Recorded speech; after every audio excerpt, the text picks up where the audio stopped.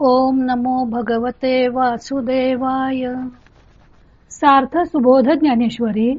लेखन आणि वाचन सौ मनीषा भास्कर अभ्यंकर, महाराष्ट्र, मिरज 416410.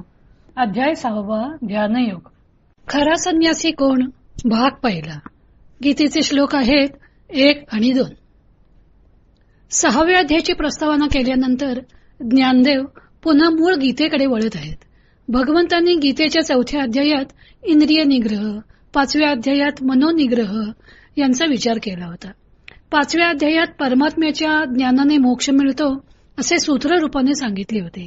त्यासाठी प्राणापानौ समौ कृत्वा हा आत्मसाक्षात्काराच्या सिद्धतेसाठी लागणाऱ्या ध्यानयोगाचेही वर्णन सूत्र रूपाने केले होते. तोच या अध्यायाचा विषय आहे. पण तत्पूर्वी कर्मयोगासंबंधी आणखी काही खुलासा भगवंत पहिल्या 9 श्लोकात करणार आहेत. श्लोक पहिला. श्री भगवानुवाच अनाश्रितः कर्मफलं कार्यं कर्म करोति यः स संन्यासी च योगी च न निरग्निर्न चाक्रियः. भगवान श्रीकृष्ण म्हणाले, कर्मफलाचा आश्रय न करता जो कर्तव्य असे कर्म करतो तोच खरा संन्यासी व तोच योगी आहे. केवळ निरग्नी अथवा क्रियारहित मनुष्य संन्यासी अथवा योगी नव्हे. श्लोक दुसरा. यम संन्यासम इति प्राहुर्योगम तम विद्धि पांडव नहि संन्यस्त संकल्पो योगी भवति कश्चन. अर्जुना, ज्याला संन्यास म्हणतात तो योग आहे असे जाण. ज्याचा कर्मफलाविषयीचा संकल्प सुटला नाही असा कोणीही मनुष्य योगी होत नाही. ज्ञानात एव तु कैवल्यम हा सिद्धांत तर खराच आहे. ज्ञानानेच मोक्ष प्राप्ती होते. परंतु ज्ञानप्राप्ती करून घेण्यासाठी सर्व संग परित्याग करून वनातच जाऊन राहिले पाहिजे असं नाही. लोकसंग्रहाच्या दृष्टीने ज्ञानी पुरुषानेही कर्म केली पाहिजेत. फक्त त्या कर्माचा बंध लागू नये म्हणून ती फलाशा व अहंकार सोडून आणि समबुद्धीने करावेत. याला कर्मयोग म्हणतात. आणि कर्मयोगाच्या मार्गापेक्षा हा अधिक श्रेयस्कर आहे असं आतापर्यंत भगवंतांनी विवेचन केलं होतं. 3ऱ्या अध्यायात भगवंतांनी अर्जुनाला कामक्रोधाधिकांचे वर्णन करताना हे शत्रू मनुष्याची इंद्रिये, मन व बुद्धी यात घर करून ज्ञान विज्ञानाचा नाश करतात असं म्हटलं होतं. म्हणून तू यांच्यावर आधी जय मिळव असा उपदेश भगवंतांनी अर्जुनाला केला होता. कारण या उपदेशाची पूर्तता इंद्रिय निग्रह कसा करावा व ज्ञान विज्ञान म्हणजे काय यांचे स्पष्टीकरण झाल्याशिवाय होणार नाही. मध्यंतरी भगवंतांनी अर्जुनाच्या शंकांचे निवारण करून कर्मयोग व कर्मसन्यासाची एकवाक्यता केली. आता कर्मयोगास आवश्यक असणारी ब्रह्मनिष्ठ स्थिती ज्या साधनाने प्राप्त होऊ शकते त्याच्या निरूपणास भगवंतांनी सुरुवात केलेली आहे. लोकमान्य टिळकांच्या मते हे निरूपण पातंजल योग स्वतंत्ररित्या उपदेश न करता नाही. त्यामुळे यातला खरा संन्यासी म्हणजे फलाशा सोडून कर्मे करणारा पुरुष आहे असं समजावं. कर्मसन्यास करणारा मनुष्य नाही. म्हणून या संदर्भात गीतेतील हे पहिले 2 श्लोक आलेले आहेत. भगवंतांनी या पहिल्या श्लोकात कर्मयोग व कर्मसन्यास यांचा समन्वय केला आहे.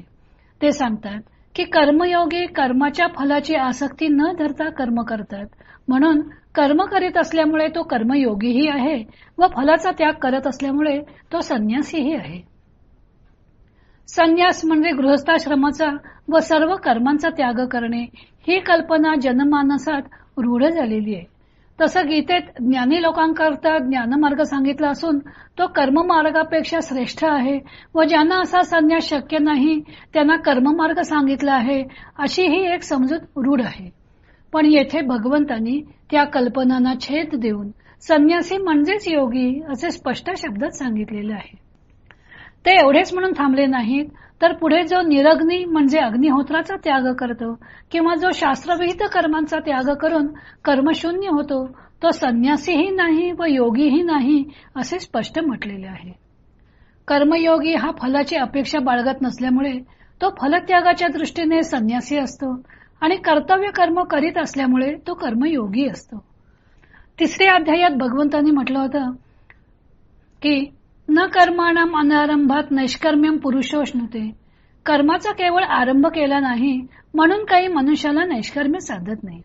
त्या श्लोकातील अर्थावर येथे पुन्हा एकदा भगवंतांनी शिक्कामोर्तब केलेलं आहे. दुसऱ्या श्लोकात भगवंत म्हणतात की अर्जुना, ज्या कर्मयोगाला शास्त्रवेत्ते लोक संन्यास असं म्हणतात तो कर्मयोग तू समजून घे. कारण संकल्पांचा त्याग केल्याशिवाय कोणीही योगी होऊ शकत नाही. संकल्पांचा त्याग करतो त्यालाच कर्मयोगी म्हणता येतं. त्यामुळे त्यागाच्या दृष्टीने विचार केला तर दोन्ही एकच आहेत.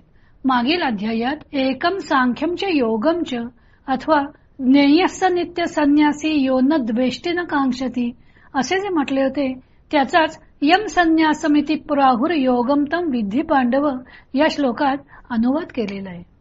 म्हणून म्हटले आहे की अग्निनाथ मनी वैतानान समारोप्य यथाविधी अनग्निर अनिकेतस्यान मुनिर मूल फलाशनः. जो संन्यासाश्रमी झाला त्याने यथाविधी अग्निहोत्राचे उद्यापन करून अग्निहोत्राचा त्याग करावा. मौन धारण करून निवाऱ्याची चिंता न करता सहजपणे मिळतील ती फळे मुळे खाऊन राहावे. परंतु गीतेचा सिद्धांत स्मृतिकारांच्या सिद्धांताहून भिन्न आहे. गीतेमध्ये पहिल्या श्लोकात स्पष्ट म्हटले आहे की नुसते निरग्नी व निष्क्रिय होणे हे काही खऱ्या संन्यासाचं लक्षण नाही. काम्य बुद्धीचा त्याग हाच खरा संन्यास आहे. थोडक्यात संन्यास हा बाह्य क्रियेत नसून आंतरसंन्यास झाला तर त्याला खरा संन्यास म्हणता येईल. कोणीही अक्रिय किंवा निष्क्रिय राहण्यावर भगवंतांचा आक्षेप आहे. प्रत्येकाने आपापले कर्तव्य निरपेक्षपणे करण्यावर त्यांचा भर आहे. आता या श्लोकावर ज्ञानदेवांनी लिहिलेल्या टीकेचे विवरण उद्या पाहूया.